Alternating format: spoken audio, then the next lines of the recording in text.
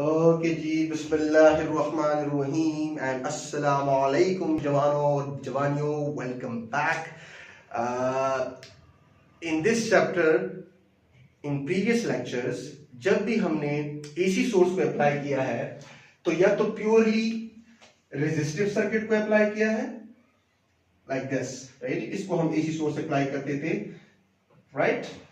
और या तो हमने प्योरली अप्लाई किया हुआ है टू कैपेसिटिव सर्किट, ठीक है बच्चे, राइट। और या हमने वही एसी सोर्स अप्लाई किया है टू प्योरली इंडक्टिव सर्किट, ठीक है जी। अब हम क्या करेंगे जी, अब हम जोड़े बनाएंगे।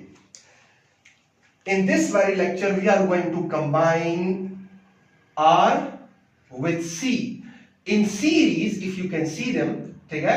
और दोनों को हम अप्लाई करेंगे क्या, AC source. So in this very lecture we are going to combine these two, और वो भी किस तरह जी, सीरीज में, क्योंकि हमारे कोर्स में सीरीज ही डिस्कस किया गया है, ठीक है जी। And in the coming lecture we are going to combine the same R but not with C but with L, that will be RL circuit. So our topic today is what?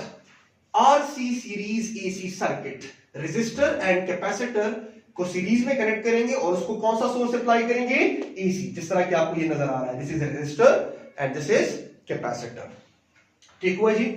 So let me wipe this thing off. अच्छा, अब आपको आज का lecture और आज के बाद आने वाले जो दो लेक्चर्स हैं, that will B RL circuit, ये आरसी हो गया, फिर आरएल हो जाएगा और उसके बाद आरएलसी सर्किट होगा, ठीक है। तो ये चीजें समझने के लिए आपको जो इंडिविजुअली जो हमने अप्लाई किया था, इंडिविजुअली एसी हमने अप्लाई किया रेजिस्टर को, फिर कैपेसिटर को, फिर इंडक्टर को, तो जो इंडिविजुअल जो रिजल्ट्स आए थे, जब सर्किट प्योरली या तो रेजिस्टिव हुआ करता था या कैपेसिटिव हुआ करता था या इंडक्टिव हुआ करता था, वो इंडिविजुअल जो रिजल्ट्स हैं उनके फेजर डायग्राम्स आपको क्लियर होने चाहिए, ठीक है जी। और कौन सा लीड करेगा, कौन सा लैग करेगा एंड बाय हाउ मच करेगा, वो चीजें आपकी बिल्कुल क्लियर होनी चाहिए। सो इस वीडियो के लेक्चर, इस लेक्चर के डिस्क्रिप्शन में मैं लिंक दे रहा हूं उन 3 वीडियोस का, ताकि आपको पहले से वो क्लियर हो। तो पहले आपने वो देखने हैं, फिर आपने इधर आना है, अदरवाइज आपको आज के बाद जो 2 लेक्चर्स है और आज के लेक्चर की समझ नहीं आने वाली। So let us start. अब हमारे पास चीजें सिंपल है, और सिंपल तब है अगर आपको प्रीवियसली नॉलेज जो है वो क्लियर हो। अगर मैं सर्किट को प्योरली रेजिस्टिव रखता हूं, मतलब एसी सोर्स को मैंने अप्लाई कर दिया है टू प्योरली रेजिस्टिव, आप इमेजिन करो कि ये कैपेसिटर यहां पर नहीं है, right, this capacitor is not over here. तो अगर मैं सर्किट को यहां पर थोड़ा सा ऐसे डिवाइड कर लूं, तो हमें पता है कि सीरीज में आपके पास वोल्टेज क्या हो जाता है, डिवाइड हो जाता है, करंट सेम रहता है, वोल्टेज डिवाइड हो जाता है।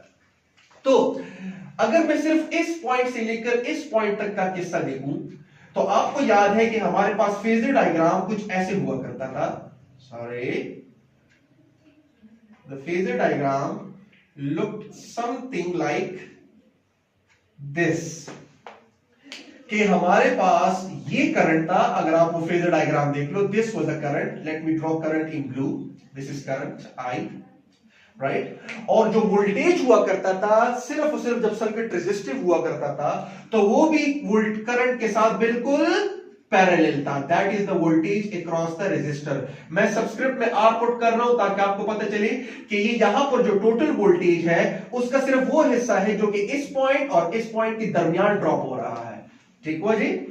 अदरवाइज टोटल वोल्टेज तो यहां से लेकर यहां तक है ना, टोटल वोल्टेज या total potential difference is applied between this point and this point. So उसका कुछ हिस्सा इन 2 पॉइंट्स के दरमियान आएगा और कुछ हिस्सा इन 2 पॉइंट्स के दरमियान आएगा। So total voltage is going to be equal to the voltage drop across the resistor plus the voltage drop across the capacitor, ठीक है जी। लेकिन फिलहाल मैं कैपेसिटर की बात, सॉरी रेजिस्टर की बात कर रहा हूं।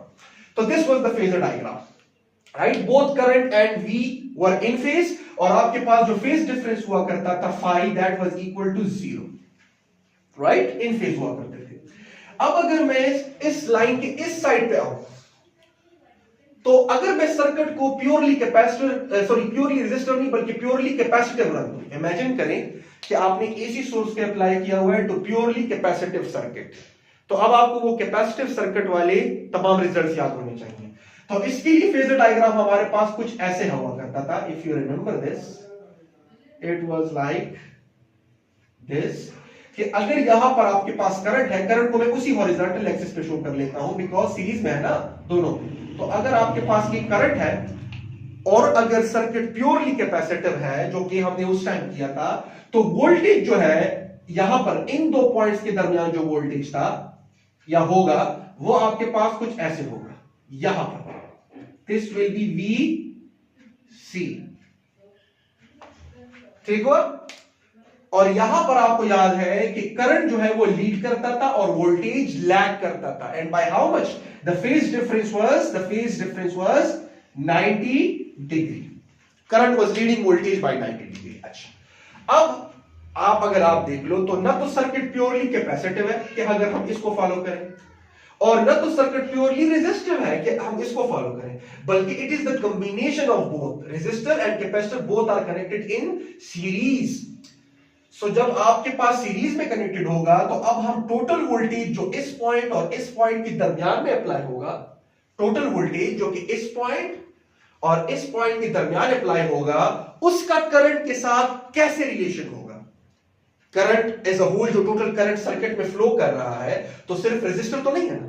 अगर सिर्फ रेजिस्टर हुआ करता तो आपके पास सिचुएशन ऐसी आनी थी कि दोनों इन फेज होते हैं, बिकॉज टोटल वोल्टेज बराबर होता the voltage drop across the resistor only.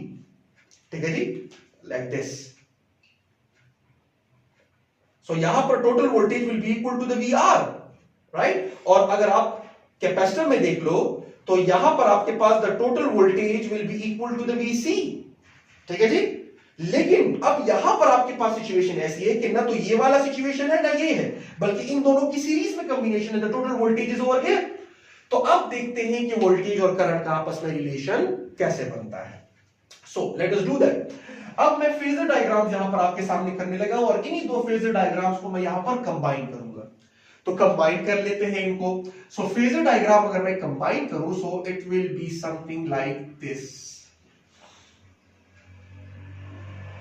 ठीक है जी। अब करंट को मैं बार बार ब्लू से कर रहा हूं ताकि आपको क्लियर हो जाए। सो this is a current, this is I.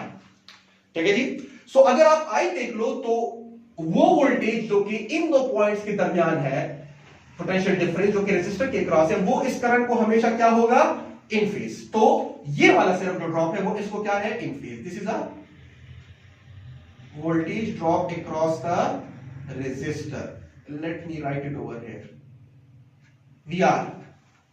ठीक हुआ बच्चे। अच्छा, और वो वोल्टेज जो कि इन दो पॉइंट्स के दरमियान में है, तो करंट तो अभी भी ऐसे ही है ना, तो वो वाला इस करंट से बाय 90 डिग्री पीछे है। ठीक है। सो वो वोल्टेज आपके पास लाई करेगा समवेयर ओवर हियर।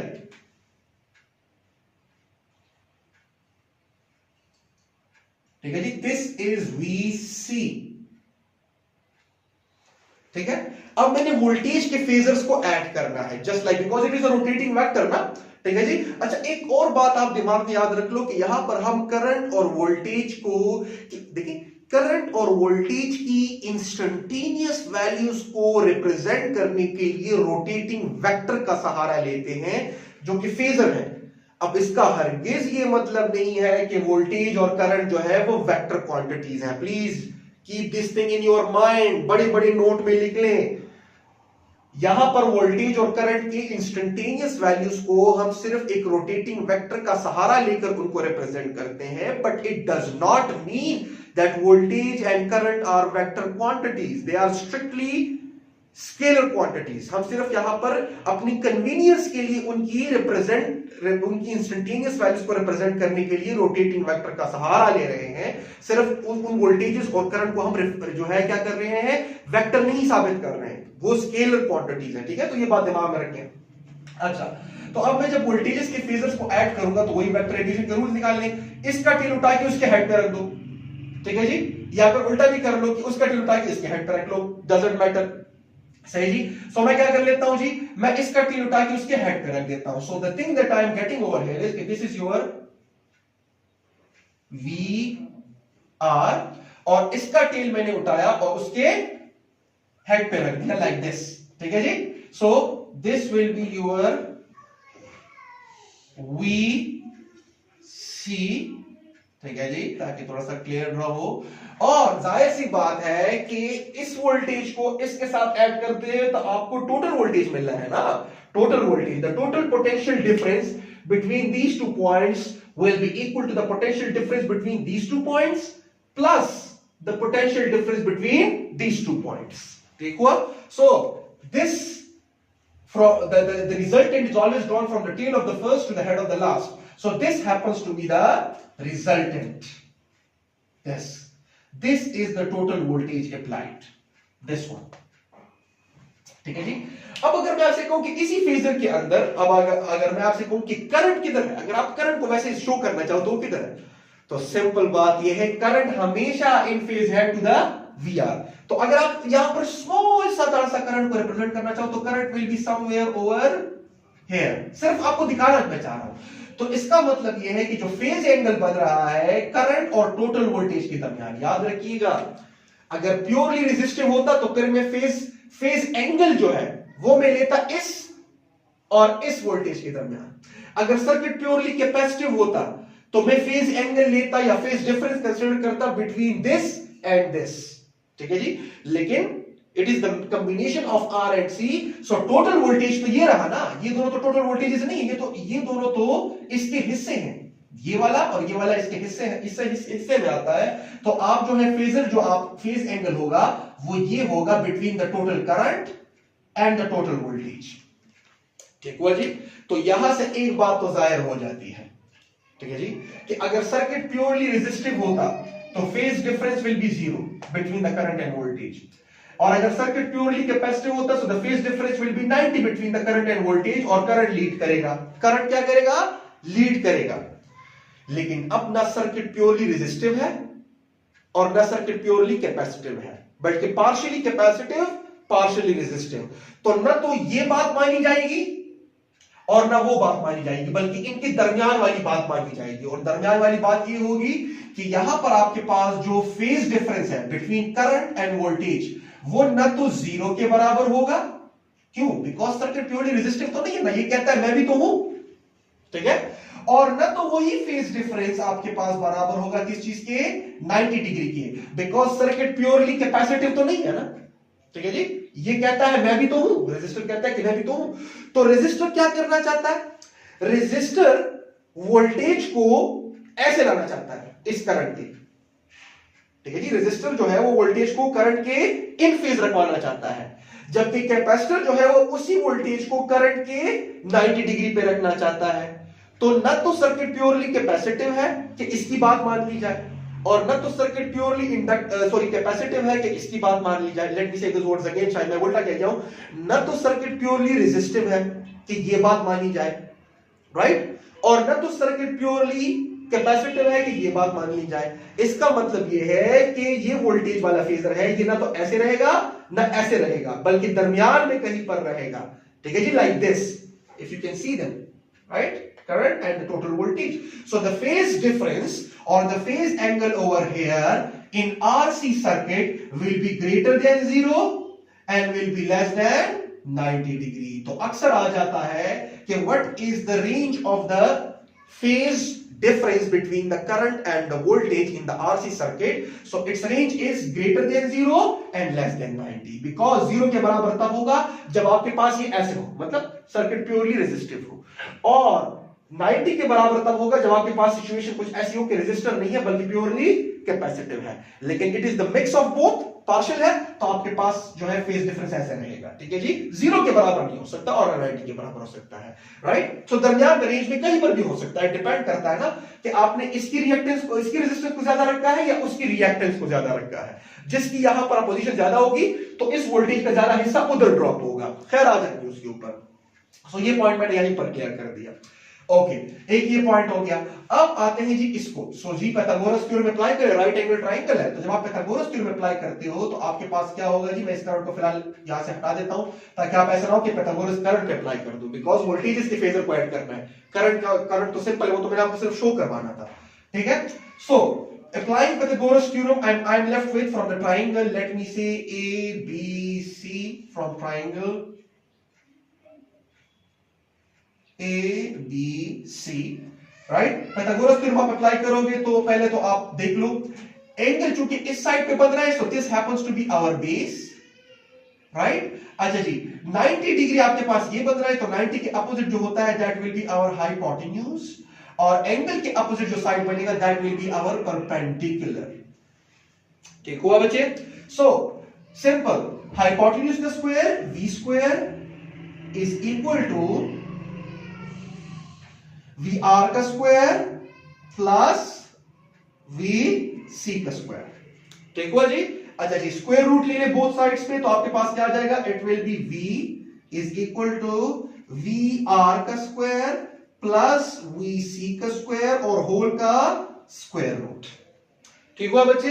अच्छा, अब आप क्या कर लो जी, ओम्स लॉ जो आपके पास जो इसकी इक्वेशन आए थे वो आप पुट कर लो, तो आप क्या कर लो, v is equal to, this will be equal to i multiply by r, because resistor है ना, और उस होल का square plus, now this will be equal to the same i, because series में लगी हुई है ना, तो करंट सेम रहेगा, multiply by xc the reactance of the capacitor और होल का square.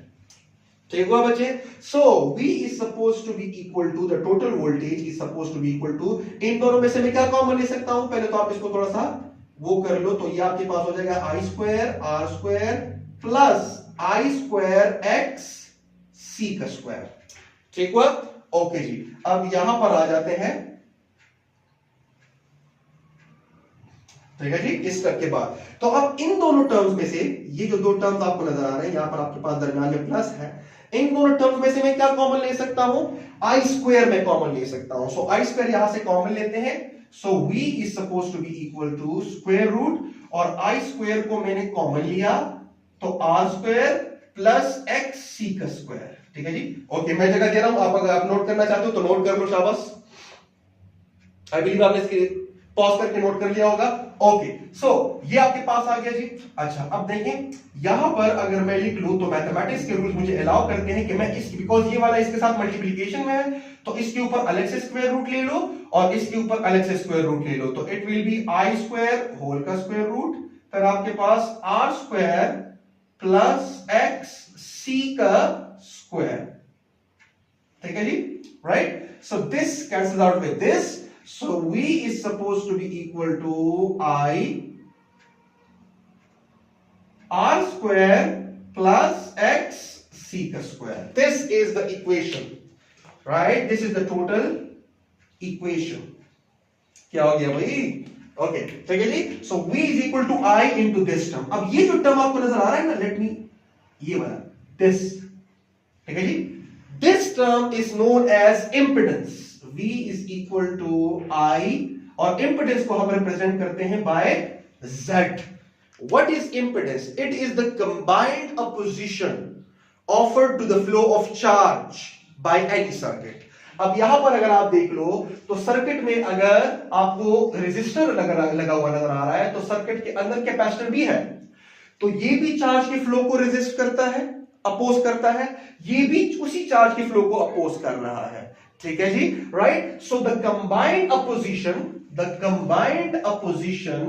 offered to the flow of charge by both resistor and capacitor over here is called impedance, और वो आपके पास बराबर आ जाता है इस टर्म के। अगर आप देख लो, देखिए, push is equal to flow multiply by, तो ये जो टर्म भी आ रहा है, ये क्या है, ये अपोजिशन है ना, और यहां पर कंबाइंड अपोजिशन है। ठीक है जी? सो यहां पर आपके पास जो Z आता है, where Z is actually called impedance, right, and Z over here is actually R का स्क्वायर प्लस XC का स्क्वायर और होल का स्क्वायर रूट। ठीक है जी? बाय द वे, यहां से हम इंपेडेंस ट्रायंगल भी ड्रॉ करते हैं, एक टर्म हम यूज करते हैं इंपेडेंस ट्रायंगल। अगर आप देख लो ना, ये अगर मैं इसको इस तरह ड्रॉ कर लूं, here is the term that is impedance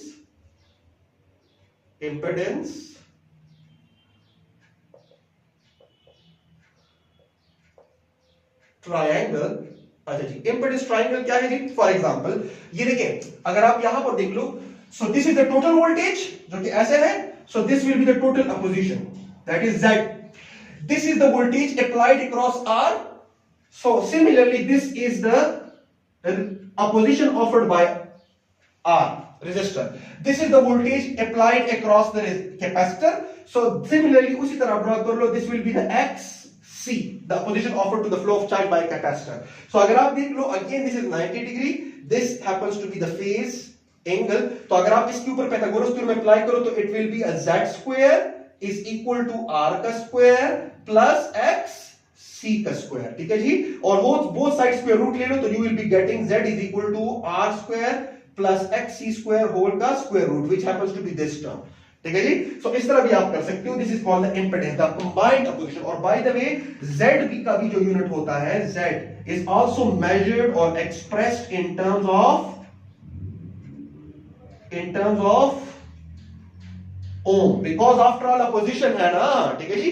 last time मैंने आपको शो किया था चाहे कैपेसिटिव रिएक्टेंस हो या इंडक्टिव रिएक्टेंस हो, दोनों के ही यूनिट्स जो है डायमेंशंस किसके बनते हैं, ohm, that is volt per ampere, ठीक है जी। So this is the RC series circuit. Kindly ये नोट कर लें यहां तक, वीडियो को पॉज करके जानो, और उसके बाद फिर मैं जा रहा हूं कुछ और रिजल्ट्स के बारे में जो कि हमने समझना है। जिस तरह के हमने प्योरली कैपेसिटिव और प्योरली इंडक्टिव या प्योरली रेजिस्टिव के लिए किया था, और नेक्स्ट स्टेप आपके पास आ जाता है, हम अब क्या करेंगे, फेज एंगल के लिए एंगल जो है मालूम करेंगे फार्मूला, और फिर हम क्या करेंगे जी, एवरेज पावर लॉस के लिए देखेंगे। That will be very very interesting, so kindly note कर लें। Okay, so I believe note कर लिया होगा। So I am going to wipe this thing off. So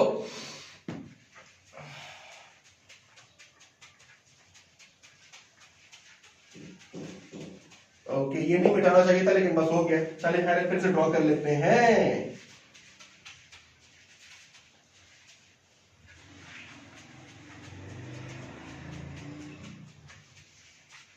okay, तो जवानों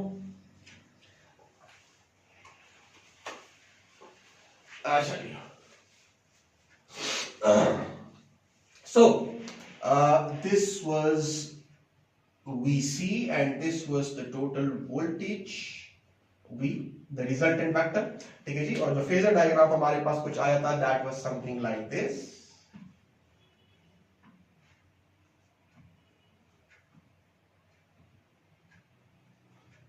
ठीक है। अच्छा जी, so here was the VR, ठीक है जी, and here was the VC, सही जी। एंड अगर मैं करंट को भी इसमें शो करना चाहूं तो करंट यहां पर कहीं पर रहेगा, बिकॉज वो हमेशा इसको क्या होगा, पैरेलल होगा। सो अब यहां पर मैं एक और चीज वो करना चाह रहा हूं, मालूम करना चाह रहा हूं, और वो है हमारे पास क्या, that happens to be a phase angle और फेज डिफरेंस कह लो, बिकॉज करंट और वोल्टेज के दरमियान फेज डिफरेंस है ना, तो phase difference that is phi से हमने रिप्रेजेंट किया है। अच्छा जी, अब कैसे मालूम करेंगे, याद रखिएगा, अगर आपको वेक्टर एडिशन के रूल्स याद हो तो इस एंगल को हमेशा मालूम किया जाता है बाय टेंजेंट, दैट इज कि it is the ratio of this side and this side, right, perpendicular और बेस का जो रेशियो है। सो स्ट्रेटली हम इसके लिए टेंजेंट यूज करेंगे। सो टेंजेंट थीटा या tangent of phi over here is actually this side divided by this side. So this happens to be VC divided by VR. तो आप डायरेक्टली इस तरह भी कर सकते हो, अगर आप इधर से देखना चाहो तो it will be कि phi will be equal to the tangent inverse of the VC divided by VR.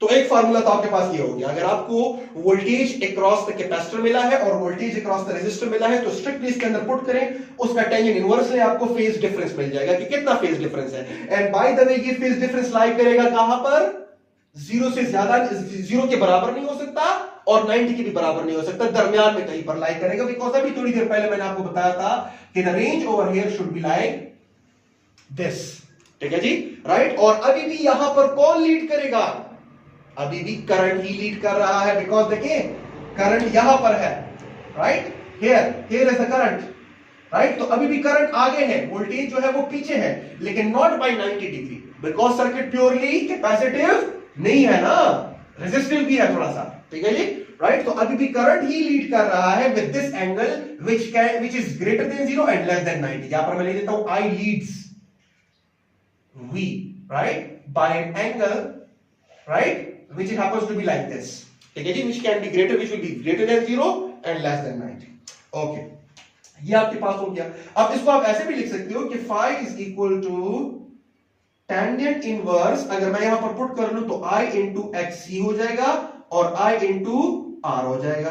तो I and I cancels out because VC is equal to IXC, VR is equal to IR. So the phase difference between the current and voltage, ठीक है जी, is happens to be equal to the tangent inverse of what? The ratio of the capacitive reactance and the resistance of the resistor. तो ऐसे भी हो सकता है. तो एक फार्मूला ये हुआ और एक ये हुआ. अब इसको कभी कभार ऐसे भी लिख दिया जाता है, तो आप लोगों ने कंफ्यूज नहीं होना कि अगर मैं ये ऐसे लिख दूं कि phi is equal to tangent inverse and we know that xc is actually equal to 1 over omega c, ठीक है जी. सो अगर मैं xc की जगह 1 over omega c लिख दूं तो I will be getting this 1 over omega c, right. और r तो ऑलरेडी नीचे है ना, तो 1 over omega c into r. तो ये भी आपके पास हो गया. तो आपने घबराना नहीं है अगर ऐसे लिख दिया जाए. बंदा कहते थे कि ये किधर से आ गया. All they have done is that they have substituted xc with this value, ठीक है जी. अच्छा, फिर कभी कभार ऐसे भी लिख दिया जाता है टेंजेंट इनवर्स, ठीक है जी, 1 डिवाइडेड बाय, और ओमेगा की वैल्यू पुट कर दी जाती है, that happens to be 2 pi f. So 2 pi f c into r. तो ये जो मैंने टिक लगाए हैं, this one, this one, this one and this one, ये चारों के चारों ही एक्चुअली क्या है, फेज डिफरेंस को मालूम करने के फार्मूले हैं. तो अक्सर औकात अगर एमसीक्यू आ जाए, ठीक है जी, कि the frequency say G of the this much, देखिए, the frequency is this much, the capacitance and the resistance is this much, find the phase difference. तो अक्सर स्टूडेंट कहते हैं कि यार फार्मूले में तो ये तो नहीं है, तो ये किधर से, तो एक्चुअली आपके पास यही उसी फार्मूले से आया है, ठीक है जी. सो ये आपके पास आ गया है जी फेज एंगल. और again I am telling you कि I will lead and voltage will lag, लेकिन वोल्टेज अब बाय 90 डिग्री लैग नहीं करेगा. या let me rephrase what I just said कि करंट अब यहां पर by 90 डिग्री लीड नहीं करेगा, बिकॉज सर्किट सिर्फ प्योरली कैपेसिटिव नहीं बल्कि रेजिस्टिव भी है. तो रेजिस्टर कोशिश करेगा, again I am telling you, resistor कोशिश करेगा कि वो इस वोल्टेज के फेजर को ऐसे लेकर आए, और कैपेसिटर कोशिश करेगा कि वो उस वोल्टेज के फेजर को ऐसे लेकर आए. तो ना तो उसकी बात पूरी मानी जाएगी बिकॉज सर्किट प्योरली रेजिस्टिव नहीं है, और ना इसकी बात पूरी मानी जाएगी बिकॉज सर्किट प्योरली कैपेसिटिव भी नहीं है, बल्कि दरमियान में कहीं पर होगा. लेकिन स्टिल अगर आप देख लो तो ब्लू आगे है और ब्लैक पीछे है, तो current is leading, right. Blue को मैंने करंट को मैंने ब्लू से जाहिर किया है. ओके, सो ये आपके पास आ गया जी. अब आते हैं जी पावर लॉस पे. तो काइंडली ये लिख लें, आई बिलीव आपने वीडियो पॉज करके लिख लिया होगा. So I am going to move ahead and I am going to wipe this thing of.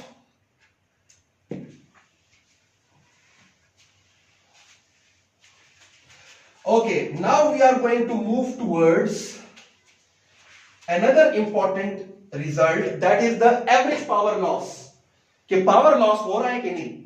तो अब देखते हैं क्या होता है. सो एवरेज पावर लॉस या power loss in RL circuit, simple power loss, sorry in RL नहीं, in RC circuit when AC is applied to it, ठीक है जी, बिकॉज हम एसी डिस्कस कर रहे हैं ना. तो पावर लॉस कैसे होगा, ठीक है जी. अब सिंपल बात यह है, यहां पर मैं आपको बहुत ही जनरल फॉर्मूला डिफाइन करने लगा हूं पावर लॉस का. और ये एक ऐसा फॉर्मूला है कि चाहे सर्किट प्योरली रेजिस्टिव हो, चाहे सर्किट प्योरली कैपेसिटिव हो, या चाहे सर्किट प्योरली रेजिस्टिव हो, या चाहे आरएल हो या आरसी हो या आरएलसी हो, this general formula will hold. तो आप कह रहे हो कि सर पहले क्यों नहीं बताया. भाई मेरे पे एतबार करो, अभी इधर बताना जरूरी है. उस टाइम बता देते तो लंबी चौड़ी किस्सा बन जाता, ठीक है जी. सो अब यहां पर किस्सी बन जाती ठीक है जी. So general formula, right. और वो क्या है कि सिंपल, जो एवरेज पावर लॉस होगा that will be equal to what, current multiply by that component of voltage which is what, parallel to the current. सो कैसे लिखेंगे, पावर इज इक्वल टू आई, तो आई का तो किस्सा क्लियर है ना। अब ये वोल्टेज वाला जो टर्म है ये कैसे लिखूंगा, क्या मतलब हुआ, पावर इज इक्वल टू आई भी होता है, लेकिन अगर मैं जनरली डिफाइन करूं तो it will B current multiply by voltage के जो फेजर्स हैं उनमें से मैं सिर्फ वो फेजर उठाऊंगा, वो कंपोनेंट उठाऊंगा जो कि करंट को पैरेलल है। अब आपके दिमाग में कुछ आ रहा है कि कौन सा वाला करंट को पैरेलल है, वोल्टेज का सिर्फ और सिर्फ ये वाला जो VR वाला कंपोनेंट है वो करंट को पैरेलल है। तो यहां पर मैं सिर्फ और सिर्फ लगाऊंगा क्या, VR। अब आप कहोगे क्या कैपेसिटर का क्या होगा, और भाई कैपेसिटर तो एनर्जी स्टोरिंग डिवाइस है, वो तो एनर्जी को डिसिपेट करता ही नहीं है। हमने ये डिटेल से डिस्कस किया है कि this is an energy storing device, so the average power loss between this point and this point is always going to be equal to 0। तो सर्किट में the only rebel and the only शैतान बच्चा is this one, वो कहता है मैंने तो करना है, आप मुझे इसके साथ कनेक्ट करो या ना करो, मैंने तो करना है। So the only power loss in the whole circuit will be because of this बंदा। ये वाला बंदा जो है क्या करेगा, पावर को लॉस करेगा, ये वाला अभी भी क्या कर रहा है, एनर्जी को स्टोर कर रहा है। सो और इस वाले का जो वोल्टेज है VR, that happens to be parallel to what, to the current. So average power loss will be equal to the current multiply by only that component of the voltage which happens to be the parallel to the I। वो वाला तो नहीं करता, ठीक है जी। सो यहां पर आपके पास VR आ गया। अब अगर मैं इसको रिप्रेजेंट करना चाहूं इन terms of the resultant vector, in terms of the total voltage, तो कैसे करूंगा, तो अगर आप यहां पर देख लो, सो VR happens to be the X component of V, isn't it? अगर हम देख लें, सो दिस अगर मैं कहूं कि ये मेरे पास A है तो ये उसका x कंपोनेंट है, अगर एंगल यहां पर बन रहा है, और ये उसका y कंपोनेंट है, सॉरी, ठीक है जी। तो हम ax को कैसे लिखा करते थे, ax is equal to a cos of, वहां पर अगर थीटा था तो थीटा, अब यहां पर फाई है तो फाई यूज करेंगे। तो सिमिलरली अब आप क्या कर लो, ये आपके पास टोटल वोल्टेज है v, ये आपके पास vx हो गया, ये आपके पास vy हो गया, and vx is nothing but vr, right, ठीक है जी, and Vy is nothing but Vc, ठीक है जी। So Vx is going to be equal to V cos of phi, और simple Vr is going to be equal to V cos of phi. So what I have done is that I have represented the voltage across the resistor in terms of the total voltage. सो इसको आप represent कर लो कैसे, ताकि आपको पता चल जाए कि power is equal to I and V cos of phi. This is the general formula, ठीक है जी। और ये जो है, ये जो आपको नजर आ रहा है ये वाला, let me highlight it with blue, ये this is nothing but the voltage drop across the resistor, because capacitor तो एनर्जी को जाया ही नहीं करता, ठीक है जी। So the average power loss in this part of the circuit, right, ये दो उंगलियों के दरमियान is 0, and the average power loss अगर पूरे सर्किट में कहीं पर हो रहा है तो वो सिर्फ इन दो पॉइंट्स के दरमियान हो रहा है, राइट। सो जो टोटल सर्किट का एवरेज पावर लॉस होगा वो क्या होगा, the total current multiply by only the voltage drop across these two points which happens to be VR and which happens to be parallel to I, ठीक है जी। तो मैं VR को रिप्रेजेंट करना चाह रहा हूं इन terms of the total voltage, जो कि मैंने यहां पर रिप्रेजेंट कर लिया है, ठीक है जी। So that is the thing that you need to understand over here. Again I am telling you कि सर्किट का ये वाला जो पोर्शन है ये एनर्जी स्टोरिंग पोर्शन है, और सब टोटल सर्किट का ये वाला जो पोर्शन है ये एनर्जी डिसिपेटिंग पोर्शन है। तो एवरेज पावर लॉस जो है that will be the total current multiply by only this voltage, the voltage drop across these two points, right. So P is equal to IVR, तो मैंने क्या लिखा है, current multiply by that component of voltage, because voltage के दो components हैं, एक VR और एक VC। So that component of voltage which happens to be parallel to the I को मैं ब्लू से रिप्रेजेंट करूंगा, ओके, ठीक हो बच्चे।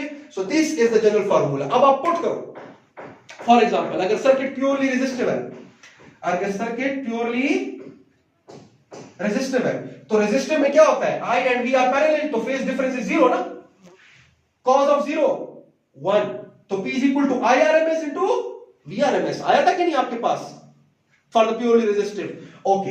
अब प्योरली कैपेसिटर के लिए देख लो, फेज डिफरेंस कितना है 90, जरा 90 पुट करो यहां पर, cos of 90 0 multiply by anything 0, so average power loss zero हुआ कि नहीं? और प्योरली कैपेसिटिव के लिए जीरो हुआ था कि नहीं? सिमिलरली प्योर इंडक्टिव के लिए भी जीरो होगा, क्योंकि उधर हम समझेंगे। सो this is the general formula जो कि सारों पे लगेगा, चाहे वो आरएल हो, चाहे वो आरसी हो, चाहे आरएलसी हो, चाहे सर्किट प्योरली रेजिस्टिव हो, प्योरली कैपेसिटिव हो या प्योरली इंडक्टिव हो। सो ये आपके पास होना चाहिए, ठीक है जी, ये आपको पता होना चाहिए। That component of voltage which is parallel to I and the only component of voltage that happens to be parallel to I that is resistive. जब सर्किट प्योरली रेजिस्टिव, रेजिस्टिव वाला जो फेजर है वोल्टेज का, वो आपके पास current को हमेशा parallel होगा। सो this is about the average power loss. अब इसके अंदर एक और टर्मिनोलॉजी हमने डिस्कस करनी है और वो होगा आपके पास, ये मिटा सकता हूं बच्चे, प्लीज नोट कर लें, वीडियो को पॉज करके नोट कर लें please. Okay, I am going to wipe this off. अब यहां पर एक चीज जो है, ये जिसको मैंने ये वाला, ये दिस कॉस, इसको हम कहते हैं पावर फैक्टर। क्या कहते हैं? Power factor. This is power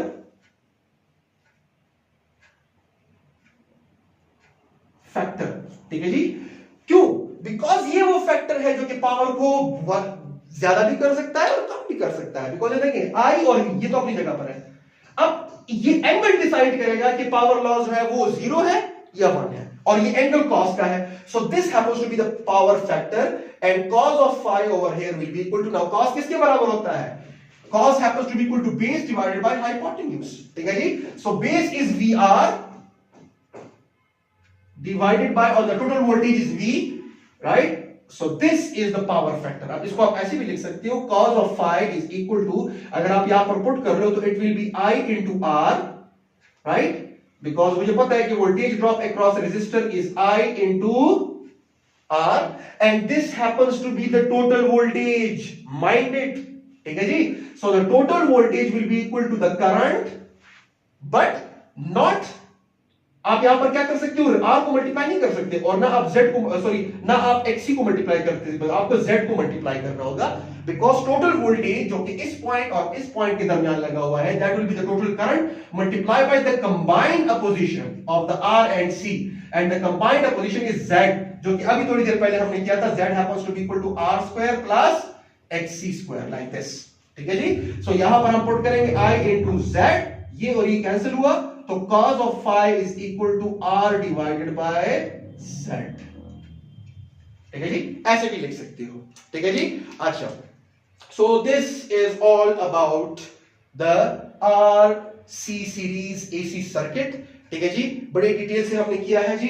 अब यहां पर, अच्छा, एक और पॉइंट यहां पर बता देता हूं। अक्सर औकात फेज एंगल को मालूम करने के लिए, जो इससे पहले हमने टेंजेंट वाला किया, जो इस तरह हमारे पास आया, that was this is equal to tangent inverse, लेकिन हमारे पास यहां पर क्या हुआ करता था, यहां पर हमारे पास हुआ करता था दिस डिवाइडेड बाय दिस, मतलब आपके पास हुआ था XC divided by R, right? इस तरह हुआ था, जो चार किस्म के फार्मूले थे। अब आप कहते हो कि यार ये मुझे पता होना चाहिए और ये, तभी मैं एंगल को मालूम कर सकूंगा। नहीं, जरूरी नहीं है। अगर आपको R दिया है और टोटल इंपेडेंस दी है, तो आप इधर से भी एंगल मालूम कर सकते हो, बस सिर्फ फर्क क्या हो जाएगा कि this will be equal to cos of inverse R by Z, लेकिन सब्जेक्ट टू द कंडीशन, अगर आपको R की वैल्यू दी गई है और टोटल इंपेडेंस की वैल्यू दी गई है, ठीक है जी। सो इधर से भी हो सकता है। अक्सर औकात एमसीक्यू आ जाता है कि जी the value of the resistance of the resistor in the RC or RL circuit is this and the total combined opposition offered to the flow of charge is this, मतलब impedance. Find the phase difference या phase angle। तो simple आपने क्या करना है, cos का inverse लेके यहां पर करना है, मतलब आपने पावर फैक्टर से होके आना है, ठीक है। So this is all about the RC series AC circuit। Now the question that I M about to ask, one little tiny question, कि अगर मैं एक ऐसा सोर्स लगा दूं कि जिसकी फ्रीक्वेंसी क्या है, इन्फिनिट, ठीक है जी, तो फिर क्या होगा? और अगर मैं एक ऐसा सोर्स लगा दूं यहां पर कि जिसकी फ्रीक्वेंसी क्या है, 0, तो फिर क्या होगा? और 0 का मतलब क्या है? डीसी है, सिंपल, ठीक है जी। So what is going to happen, ठीक है जी। अच्छा, तो कैसे होगा? वीडियो को पॉज करें प्लीज, वीडियो को पॉज करें और दिमाग में सोचें। बल्कि 0 का तो सिंपल है ना, वो तो हटा ही दें, सिर्फ इसके लिए मुझे सोचना है। अगर फ्रीक्वेंसी इंफिनिट हो जाए तो क्या होगा? What will happen? जब फ्रीक्वेंसी इंफिनिट हो जाए तो आपके पास क्या होना चाहिए? इस सोर्स आपने लगाया हुआ है उसकी फ्रीक्वेंसी इनफिनिट है, मतलब वो इनफिनिट टाइम अपनी पोलैरिटी को बदलता चला जा रहा है in a single second, that is the frequency. तो सिंपल हमें पता है कि जब आप फ्रीक्वेंसी को इनफिनिट कर लेते हो तो कैपेसिटर जो है वो कोई अपोजिशन ऑफर ही नहीं कर पाता, ठीक है जी। कैपेसिटर जो है वो कोई अपोजिशन ऑफर नहीं करता, ठीक है जी, बिकॉज जब आप फ्रीक्वेंसी को इनफिनिट करोगे तो वो कभी इधर से पकड़ेगा तो वो पोलैरिटी को एकदम से इनफिनिट टाइम में बड़े स्मॉल टाइम में रिवर्स करके इधर आएगा तो वो पकड़ नहीं पाएगा। सो सर्किट इस सिचुएशन में कैसे हो जाएगा, प्योरली रेजिस्टिव, ठीक है जी। अगर आपको कैपेसिटिव रिएक्टेंस का याद हो तो कैपेसिटर डीसी को ब्लॉक करता है लेकिन एसी को ब्लॉक नहीं कर सकता, और एसी को फिर ब्लॉक ना करने की जो मैग्नीट्यूड है वो डिपेंड करता है उस पर्टिकुलर एसी सोर्स की फ्रीक्वेंसी पर। तो अगर मैं फ्रीक्वेंसी को इनफिनिट कर दूं तो अगर आपको याद है, लेट मी ये प्लीज आप लिख लें, ओके। तो अगर आपको याद है तो XC was equal to 1/2 pi FC। तो अगर आप फ्रीक्वेंसी को क्या कर लोगे, इनफिनिट, राइट, एक ऐसा इसी सोर्स है कि फ्रीक्वेंसी इनफिनिट है, तो XC is equal to 1/2 pi infinite into C। तो इसका मतलब है 1/infinity is equal to what, is equal to 0। तो XC is equal to 0। इसका मतलब है कि यहां पर ये वाला जो पोर्शन है, ये वाला, राइट, ये वाला कोई अपोजिशन ऑफर ही नहीं करेगा, XC is equal to 0। तो इसका मतलब यह है कि करंट जो फ्लो कर रहा है वो ऐसे फ्लो कर रहा है कि ये वाला पोर्शन बिल्कुल उसे नजर ही नहीं आ रहा, ये वाला पोर्शन उधर कनेक्ट होकर भी नहीं है, बिकॉज वो वाला बेचारा इनफिनिट फ्रीक्वेंसी वाले सोर्स को अपोज ही नहीं कर पा सकता, ठीक है जी। So the circuit will be purely resistive, क्यों, बिकॉज अगर मैं इंपेडेंस में देखूं यहां पर, so Z is equal to R² plus, अब XC जब आप f is equal to infinity put करते हो तो XC क्या हो गया, 0 हो गया है, इसका मतलब है 0 का square. So Z is equal to under the root R का स्क्वायर, इसका मतलब है ये कैंसिल होकर Z is equal to R। इसका मतलब है कि the circuit for f is equal to infinity, सही, the XC is equal to 0, so Z is equal to R and the circuit behaves like a purely resistive circuit, ठीक है जी। Circuit purely resistive हो जाता है, जिस तरह के ये यहां पर सिरे से है ही नहीं, ठीक है जी। सो ये अक्सर एमसीक्यू आ जाता है कि if in RC circuit the frequency of the source is infinite, सही जी, then which of these are true। तो आपके पास मुख्तलिफ ऑप्शंस में दिए जाते हैं कि आपके पास एक आ जाता है Z is equal to R, तो आपके पास ये आपने क्लिक करना है, ठीक है जी। मतलब सर्किट बिहेव कर जाता है as a purely resistive circuit, तो वो combined opposition offered by the whole circuit, that is that reduces to only R, so Z happens to be equal to R। so that's the end of the lecture। I believe आपको समझ आ गया होगा, kindly इसको note कर ले, and अस्सलाम वालेकुम।